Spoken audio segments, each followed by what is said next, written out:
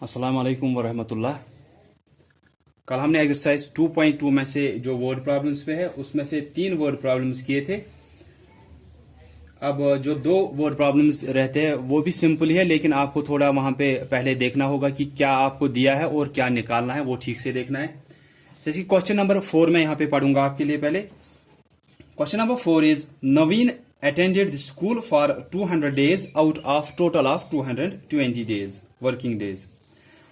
तो आपको क्या दिया है कि नवीन जो है वो एक स्टूडेंट है, वो स्कूल गया है 200 डेज के लिए। टोटल जो वर्किंग डेज थे वो 220 थे। दैट मीन स्कूल जो था वो ओपन था 220 डेज के लिए, उसमें से नवीन जो है वो 200 डेज के लिए स्कूल गया है। तो आप ऐसे यहां पे लिख सकते हो पहले कि total number of working days, कि टोटल नंबर ऑफ डेज जो है जितने दिन स्कूल खुला था वो कितने थे 220 डेज। टोटल 200 डेज के लिए स्कूल खुला था। नवीन कितने दिन गया स्कूल वो आप देखोगे। नंबर ऑफ डेज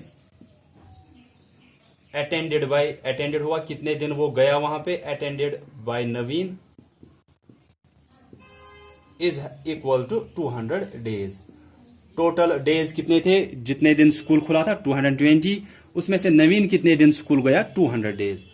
तो यहां पे आप लिख सकते हो कि वो एब्सेंट कितने दिन था। अब therefore number of days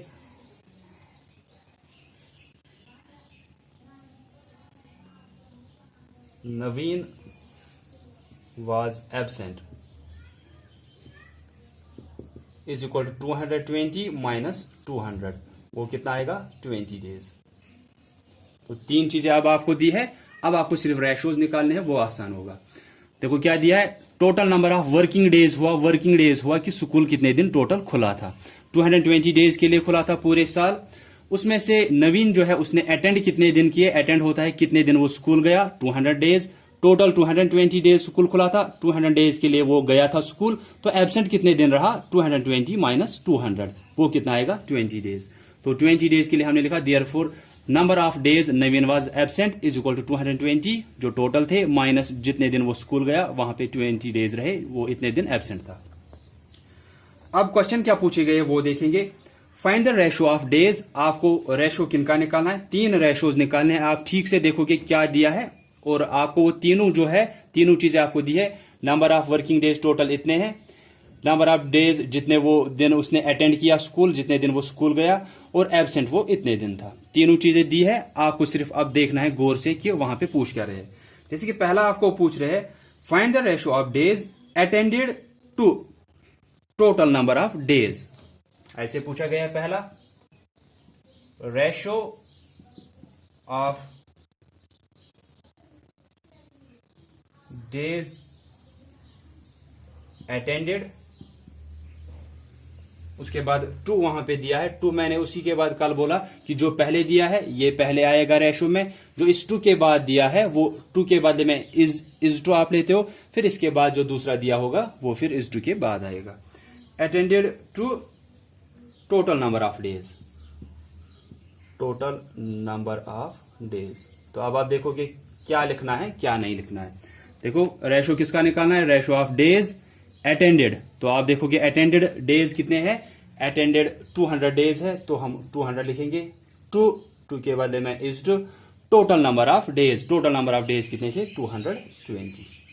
तो उसके बाद आप करोगे 200 डिवाइड बाई 220, लास्ट में 1 0 इसको भी है, ये कैंसिल हो जाएगा, बाकी क्या रहेगा 20 डिवाइड बाई 22। उसके बाद अगर आप एचसीएफ से निकालोगे तो एचसीएफ से निकालो इसका रेशो। अगर एचसीएफ से नहीं तो आपको अगर कैंसिलेशन आती है आप कैंसिलेशन भी कर सकते हो। तो जैसे कि अगर मैं कैंसिलेशन करूंगा 2 के टेबल में दोनों आते हैं, 2 10s आर 20, 2 11s आर 22, कितना रहा वहां पे 10 इज टू 11। तो ये रेशो है किसका, number of days attended to total number of days. तो जो पहले दिया होगा वो पहले आएगा, 2 के बदले में इज टू, फिर जो लास्ट में दिया है वो उस इज टू के बाद आएगा। फिर आप सिंपली जैसे अभी तक आपने रेशोज निकाले हैं सिंपलेस्ट फॉर्म में सिर्फ उसको लिखना है। जैसे अब अगर आप बी पार्ट उसी का देखोगे, इसमें मैंने बोला कि सी 3 पार्ट दिए, उसके बाद आपको रेशो निकालना है absent to total number of days. तो किसका निकालना है रेशो, रेशो ऑफ डेज, फिर दिया है absent to total number of days, absent to total number of days. तो ये देखोगे इसके बाद क्या आएगा। आप देखो टू से पहले ऐसे रेशो किसका निकाला, रेशो ऑफ डेज एब्सेंट। आप देखोगे एब्सेंट कितने दिन था, वो 20 to total number of days, total number of days कितने थे 220, 20 is to 220, absent 20 days, total number of days कितने थे 220, तो वो आप निकालोगे। फिर सी आपको दिया है, वहां पे सी आपको निकालना है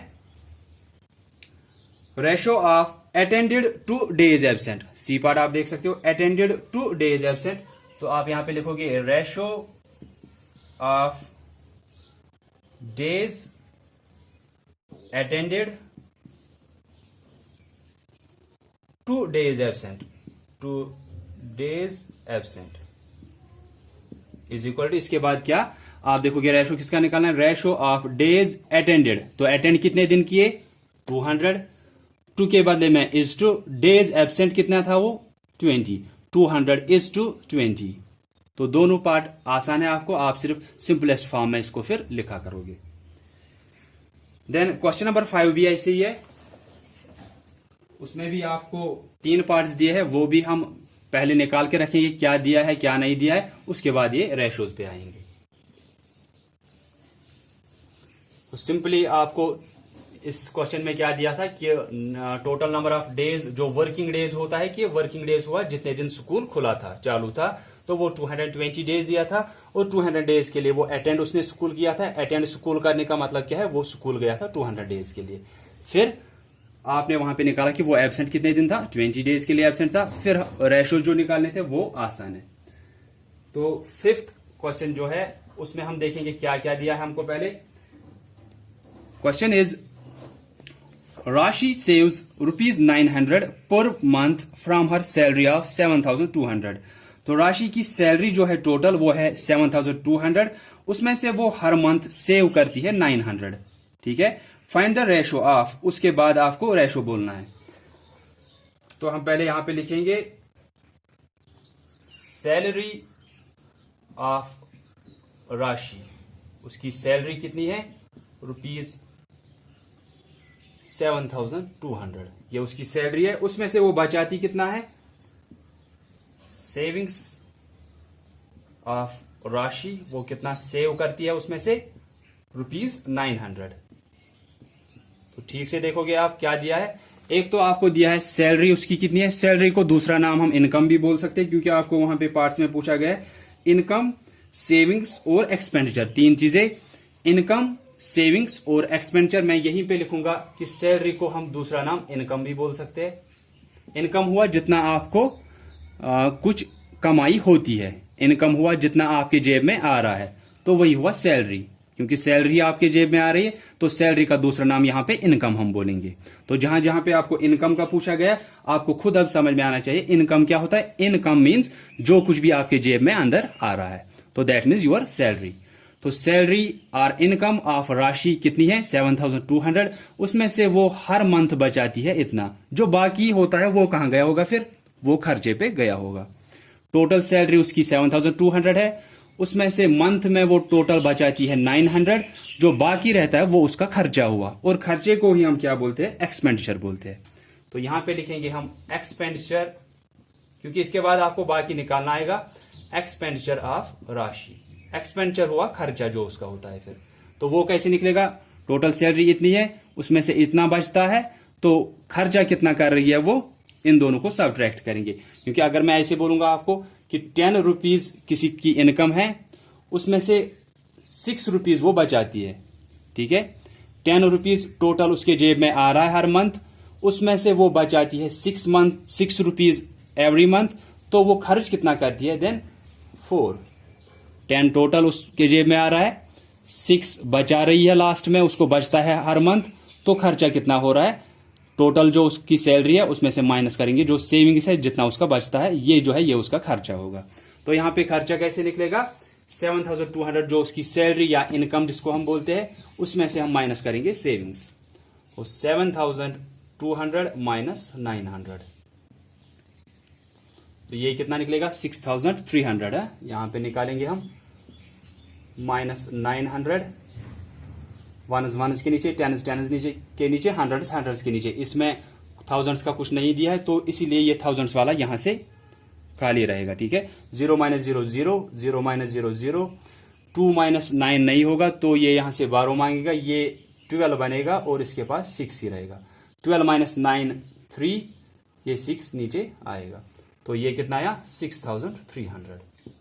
तो अब तीनों चीजें आपको दी है, रेशोज अब आसान है। आपको सैलरी दी है, सैलरी का दूसरा नाम मैंने बोला इनकम होता है, वो हुआ 7200। सेविंग्स कितना करती है, वो कितना बचाती है हर मंथ 900। एक्सपेंडिचर हुआ खर्चा कितना होता है फिर उसका 7000 माइनस 900, 6300। तो 6300 उसका खर्चा है, एक्सपेंडिचर है। उसके बाद रेशोज का आप देखोगे, रेशो आपको निकालना है इनकम टू सेविंग्स। पहला है ratio of income to savings आपको निकालना है। इनकम किसका नाम बोला मैंने, इनकम मींस जो जेब में आ रहा है, जेब में क्या आ रहा है उसको सैलरी आ रही है। तो इनकम कितना हुआ 7200, यहां पे टू का मतलब इज टू। उसके बाद सेविंग्स कितना कर रही है 900। तो इसको सिंपलेस्ट फॉर्म में लिखना है, इज टू, फिर डिवीजन की शक्ल में, फ्रैक्शन की शक्ल में हम लिख सकते हैं। देन 900, आप देख सकते हो 9 के लास्ट में 2 0 है, 72 के लास्ट में भी 2 0 है। तो ये दोनों जीरो इन दोनों जीरो के साथ कैंसिल हो रहा है। अगर एक ही होता कैंसिल तो वो करना था। अगर यहां पे 2 0 होते, यहां पे एक ही जीरो, तो हम एक 0 ही कैंसिल करते, इसका 1 0 फिर बचता। लेकिन यहां पे भी 2 0, यहां पे भी 2 0, वो कैंसिल हो जाएंगे। उसके बाद कितना रह गया 72 डिवाइड बाई 9। अगर आपको कैंसिलेशन आती है तो कैंसिलेशन करोगे, अगर नहीं आती है तो न्यूमरेटर और डिनोमिनेटर का एचसीएफ निकालोगे। उसी एचसीएफ से फिर न्यूमरेटर को भी डिवाइड, डिनोमिनेटर को भी डिवाइड। अगर मैं कैंसिलेशन यहां पे करूंगी, ये दोनों 9 की टेबल में आ रहे हैं। 9 1 is 9, 9 8s are 72। तो वहां पे कितना बच गया 8 is to, नीचे 1 है, 8 is to 1। तो ये रेशो है इनकम टू सेविंग्स। उसके बाद दूसरा निकालना है ratio of expenditure to income. Expenditure to income, that means पहले एक्सपेंडिचर रखना है, वो ये है, टू इनकम हुआ ये 7200। Third is ratio of savings to expenditure. Savings दी है 900, 2 के बदले में इज टू, एक्सपेंडिचर खर्चा कितना हुआ 6300। तो ये तीनों जो 2 पार्ट रहते हैं ये आप करोगे इसके। और फोर्थ क्वेश्चन के भी मैंने आपको वो पहला पार्ट दिखाया, और नेक्स्ट के 2 जो है वो आप करोगे क्योंकि वो आसान है। मैंने आपको निकाल के रखा है सब कुछ पहले ही। सिर्फ आप यहां पे ध्यान रखोगे कि सैलरी का दूसरा नाम क्या होता है, इनकम होता है। एक्सपेंडिचर क्या हुआ, एक्सपेंडिचर खर्चा होता है। ठीक है, तो सैलरी का दूसरा नाम इनकम, इनकम हुआ जो आपके जेब में आ रहा है, आपके जेब में सैलरी आ रही है तो सैलरी के बदले में उसने इनकम वहां पे यूज किया है वर्ड।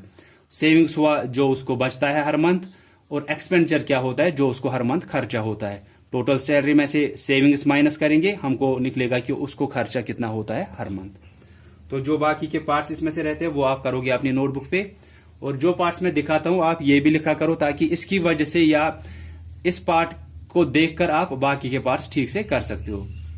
या आप लेक्चर को देखोगे तो आपको खुद ही समझ में आएगा ठीक से। कहीं पे कंफ्यूजन रहेगा तो आप बार इस लेक्चर को देख सकते हो, दोबारा देख सकते हो ताकि आपका वो कंफ्यूजन दूर हो जाए। या अगर उसके बाद भी कुछ कंफ्यूजन रहता है तो आप मुझे पूछ सकते हो। As many of you are asking me, कोई मुझे पूछता है कि अगर कहीं पे भी उनको कंफ्यूजन रहता है वो पूछते हैं, तो उसके बाद मैं उनको बोलता हूं कि कहां पे उनका गलत हो रहा है। So that's all for today. I hope कि आपको समझ में आया होगा। So thanks all of you for listening carefully.